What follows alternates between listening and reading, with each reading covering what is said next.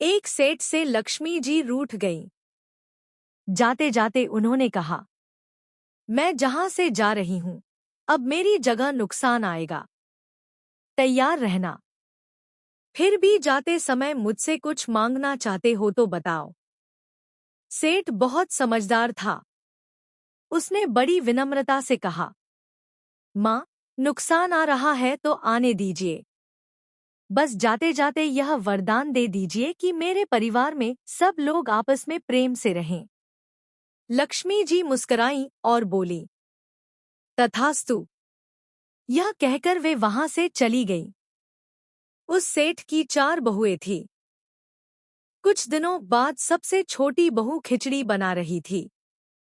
उसने खिचड़ी में नमक डाला और किसी काम में व्यस्त हो गई। तभी दूसरी बहू आई। उसने खिचड़ी को चखा नहीं और उसमें भी नमक डाल दिया, फिर अपने काम में लग गई। इसी तरह तीसरी और चौथी बहू भी आईं। किसी ने खिचड़ी को चखा नहीं, बस नमक डाला और चली गईं। रात को सबसे पहले सेठ जी भोजन करने बैठे। जैसे ही उन्होंने खिचड़ी का एक चम्मच खाया, उन्हें समझ आ गया कि इसमें बहुत ज्यादा नमक है। तभी उन्हें एहसास हो गया कि नुकसान आ चुका है। उन्होंने किसी से कुछ नहीं कहा, चुपचाप खिचड़ी खाई और चले गए। इसके बाद बड़े बेटे की बारी आई।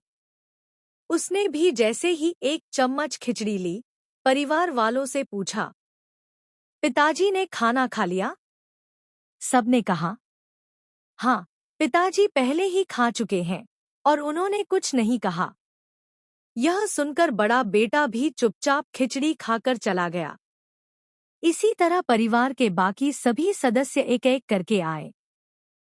हर किसी ने अपने से पहले वालों के बारे में पूछा, और जब सुना कि किसी ने कुछ नहीं कहा, तो वे भी बिना कुछ बोले खिचड़ी खाकर चले गए। रात को सेठ जी को सपने में नुकसान दिखाई दिया।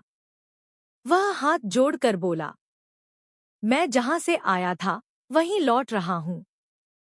मैं यहां नहीं रह सकता। सेठ जी ने पूछा, क्यों? क्या हुआ?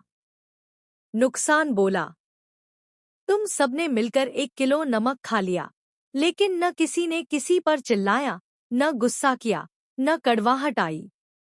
सब शांत और प्रेम में रहे। जिस परिवार में इतना प्रेम, सुख शांति और आपसी समझ हो, वहां मैं रह ही नहीं सकता। सीख, जिंदगी में सुख दुख, लाभ हानि आते जाते रहते हैं, लेकिन जिस परिवार में आपसी प्रेम हो, छोटों में आदर और बड़ों में बड़प्पन हो, उस परिवार का कोई भी कुछ नहीं बिगाड़ सकता।